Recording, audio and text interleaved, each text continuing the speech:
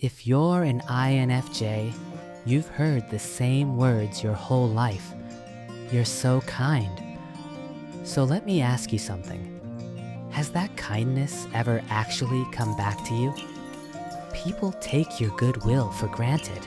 They get comfortable on it. And one day you look up and realize you've been seated in the chair reserved for the convenient one. And still, you can't stop being kind to people. That part of you never turns off. Today I want to talk about two kinds of people who are exactly equally kind. One of them keeps getting used. The other one gets cherished. And I'm going to walk you through the 5 differences between them. 5 differences, but they are not 5 separate ideas. Stay with me to the end, and you'll see that all 5 connect at one single point. First, a promise. Not once in this video will I tell you to be less kind.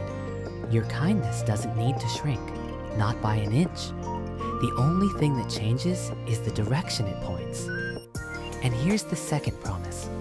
I'm not going to teach you how to spot the people who take advantage of you. Because even if you could spot them, you'd still go help them. That's what being an INFJ means. So from the first minute to the last, this video is about you, and only you. One more thing, about the 5th difference. I need to say this up front. The 5th one is the hardest one to see. It's about what happens inside you at the exact moment someone finally starts treating you well. That is the sharpest point of everything I'll say today.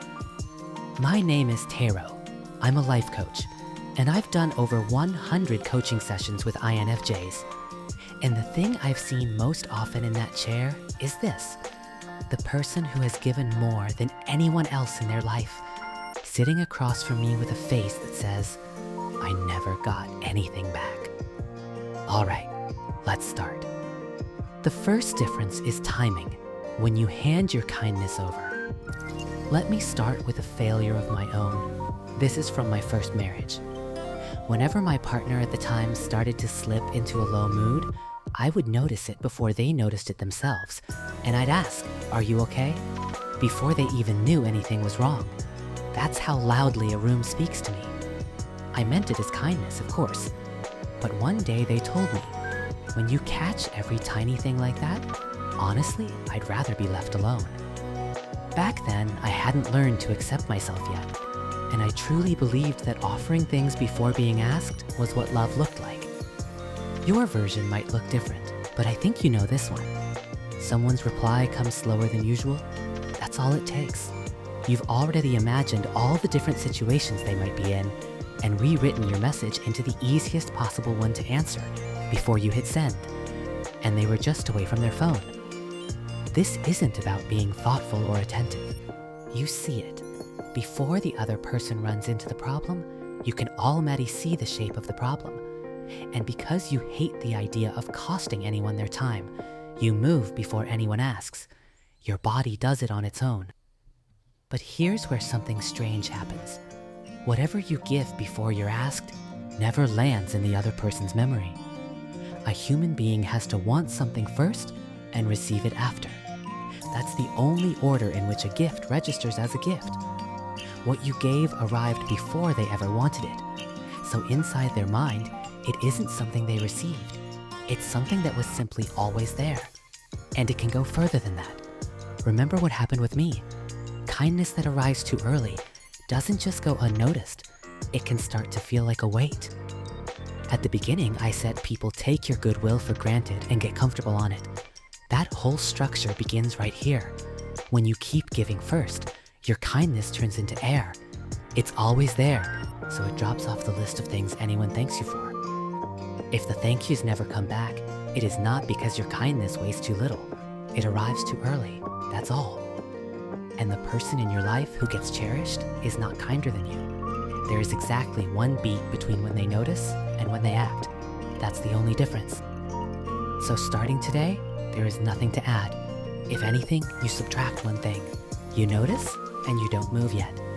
You wait until the other person says it out loud, in their own words.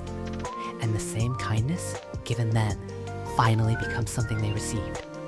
You're not trying harder, you're just not moving. Hold back one act of mind reading. That's the first difference. But even the people who manage this one, almost all of them, trip on what comes next. The second difference is what you do with the hours after you say no. More exactly, who those hours belong to. Because saying no, you can actually do that. Sorry, I can't today. The words come out. The problem is everything after.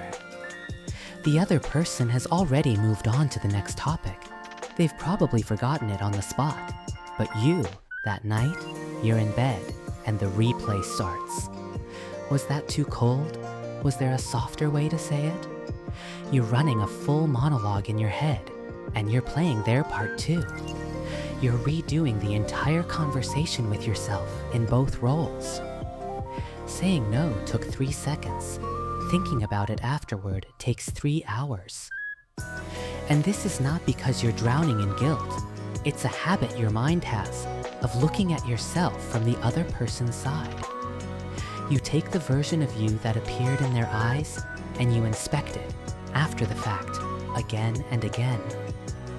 Sometimes this inspection starts before you even meet someone. You arrive 30 minutes early and then you don't go in because walking in this early might put pressure on them. So you wander around the block, killing time. Same thing, you're pre-inspecting the you that will appear in their eyes. And then the next request comes and you think, if saying no costs me this much afterward, it's cheaper to just say yes from the start. And that is how a person who can't say no gets built. It's not weakness. You're not bad at refusing. It's the after that hurts. That's all. People who get cherished don't think about it afterward, not because they're cold. In their mind, the matter ended the moment they said no. Now, a minute ago, I told you the other person forgets it on the spot. So does knowing that stop the replay? No, you already knew it, and the replay is still on tonight's schedule, which means it was never about memory. It's a habit. Sometimes listen closely to the content of the replay. That sounded cold, -1 point.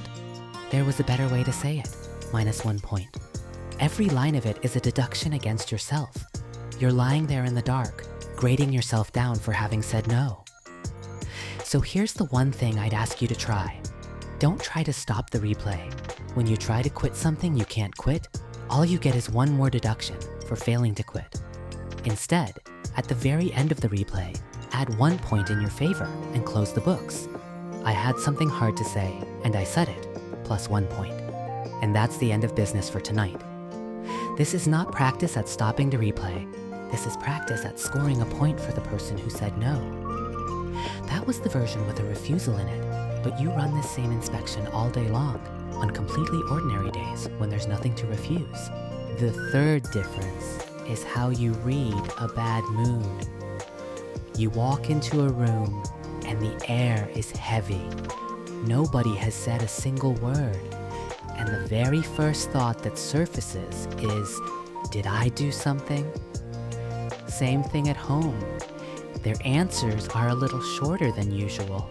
That's all it takes for it to sit in the corner of your mind for the rest of the day. And then later, you find out they were just short on sleep, and all the tension drains out of your body at once. That draining feeling, how many 100 times have you been through it? You extend maximum consideration to everyone, the waiter, the new hire, people years younger than you. And by the time you get home, you're completely worn down. And through all of it, you swallow the things you actually wanted to say. Because somewhere in you, there's this feeling that even if you said them, nobody would really understand. Now, the fact that shifts in the air comes streaming in like sensor data, that part is just INFJ hardware. There is nothing wrong with it. The problem is the next step. You take the incoming data and read it as your score. The room feels bad, therefore points off me. Nobody assigned you this, but you've taken the job of managing the atmosphere of every room you walk into. A job with no pay and no closing time. And here is the most frightening thing I'll say today. If this goes on for years, what do you think happens? It isn't that you get used, it's that you start to hate your own kindness. I am exhausted because I care this much. I wish I'd been born more oblivious. You've had that night more than once or twice. A person who was born with this kindness starts to resent the kindness itself. Of everything I see in this work, that is the loss I find hardest to watch. But here's the thing. People who get cherished read the room too. They read it. They just don't grade themselves on it. Oh, they're in a bad mood today. Full stop. It's the other person's weather. It is not your report card. There's exactly one thing to do, starting today. The next time "did I do something" floats up, add one short question right behind it. Okay, but did anyone actually say anything to me? If nobody has, then it hasn't happened yet. And you don't have to take responsibility for things that haven't happened. Those first 3 differences were all about the moments when you give. So what about the moments when you're on the receiving end? What happens then? That's the second half. And if even once so far you've caught yourself thinking, how does he know that? I'd be glad if you subscribed. I'm going to keep making videos about the parts of you that you can't quite put into words yourself. The 4th difference is whether you ever show even an inch of the part of you that's struggling. Everyone says it to you. You'll be fine. You've always got it together. There is no malice in it. None. They think they're paying you a compliment. But the moment you hear it, something in your chest takes one small step backward. There are days when I'm not fine, you know?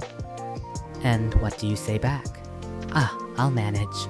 Of course you do. And so the person who never said "I'm not okay" becomes officially the person who is always okay. You don't hold the weak stuff back out of pride. It's that you can already see the troubled look on their face if you said it. And rather than make someone worry, swallowing it is faster. And so in front of anyone you haven't fully opened up to, you end up performing the character they expect. The you that everyone knows is always in a good mood and always ready to listen. What percentage of the real you is that? And when that's all you show, the people around you never receive your instruction manual. Human beings learn how to treat a person from that person. If the only page you ever hand out says "I'm fine," people will believe you are fine. They're not being dense. The information never reached them. Which means the people who treat you conveniently are not necessarily terrible people. In most cases, they genuinely believe you're okay. And the people who get cherished aren't gifted at being looked after. They've simply said, "I'm a bit tired today," enough times that it comes out easily. One thing to try. Sometime this week, hand exactly one small piece of weakness to the person you feel safest with. It doesn't need to be a deep confession. "I didn't sleep well last night" is plenty. That one sentence is a doorway. It's how the other person finally gets permission to look after you. And once you can hand over one small weakness, the people who would cherish you finally get a way in. Except right there, at that exact moment, the thing I warned you about at the beginning happens. The hardest one to see. The 5th difference is how you receive. At the beginning, I told you the 5th one is the hardest one to see. This is it. Someone does something for you, expecting nothing back. It doesn't have to be big. They checked in on you because they were worried. They carried something for you. That scale of thing. You're happy. You are. And at the same time, there's this restless flutter in your chest. And 1 second later, your mind is already working. What do I give back? The repayment math starts the moment the gift lands. Sound familiar? At its worst, the better someone treats you, the more unsettled you get. All this for me. I'd better not let it go to my head. And you press yourself back down. You're not used to being treated gently, so it doesn't feel like home. And without ever noticing you're doing it, you drift back toward the people around whom you get to be the giver again. Because the giving side is safe. Your role in the relationship is clear, and nobody can tell you you're not needed there. And look, you're not giving because you want something back. I know that. But if you only ever stand on the giving side, one day the thought arrives on its own. This person doesn't actually cherish me, do they? Let me tell you about a day I was forced onto the receiving side. When I was a university student, I was terrible at having my birthday celebrated. One year, the club I belonged to threw a birthday celebration for me. That's supposed to be a happy scene, right? But what I was actually thinking the whole time was, please don't do all this for someone like me. I said thank you, and inside I was so uncomfortable I could barely stand it. I just wanted the whole thing to be over. I understand it now. What I couldn't receive that day was never the celebration. It was the idea that I was worth celebrating. That is what I couldn't take in.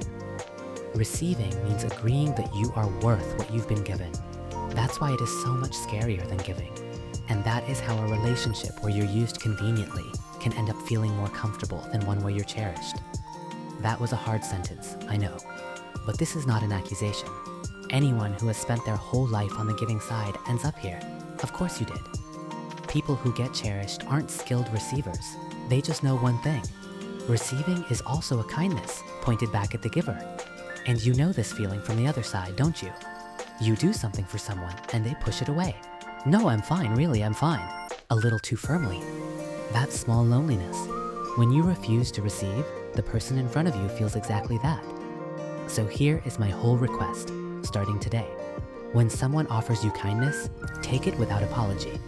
Thank you, that makes me happy. And then stop. No repeat at math. 5 differences. Timing, the hours after a no, how you read a mood, the inch of weakness, and how you receive. Line them all up, and every single one comes out of the same point. Nowhere in the arrows of your kindness is there one that points at you. Let me say that again, slowly. In all the kindness you hand out every single day, you yourself are not included. When you gave first, when you replayed the no, when you read the room, every arrow pointed outward. Every one. These days, my work is listening to the heaviest things people carry, and yet I almost never get pulled under with them.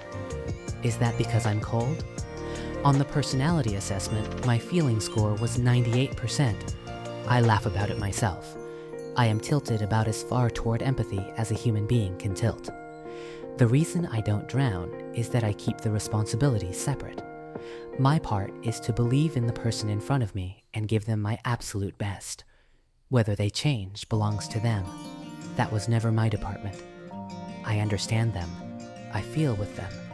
But there is one line there, and it holds. Now, I am not going to tell you to go draw that line today. A line isn't something you can draw just by deciding to. There's an order to this. First, you take just one of those outward pointing arrows and turn it toward yourself. The line rises on its own, afterward. For me, the first thing that changed was the morning. I let myself sleep as long as I wanted. That was it. And from something that small, the sense of mattering to myself started coming back. One thing about the subconscious, and only one, people absorb how you treat yourself, and they hand it back to you as how they treat you. If you always put yourself last, the people around you accept that as the natural order of things. And when you start pointing some of that kindness at yourself, that new way of treating you travels outward on its own. Used or cherished. The fork between them was never strength of character, and it was never the amount of kindness. It is whether you are anywhere inside the arrows of your own kindness. That's the whole difference. One last thing. Your kindness doesn't need to shrink. Not by an inch. If it shrank, you wouldn't be you anymore. The only thing that changes is the direction. On the list of people your kindness goes out to, your own name gets written in. It can be last on the list. That's fine. What matters is that it's on there. The way you read every room, the way you move before anyone asks, none of that needs fixing. That kindness is something you've spent your whole life growing. So take care of the kindest person you know, the one who has been closest to you this entire time. That person is you. If you'd like to understand your own type a little more clearly, there's a free 4-question quiz on my website. It takes about a minute. The link is in the description. That's all it is. No pressure, and nothing you didn't ask for.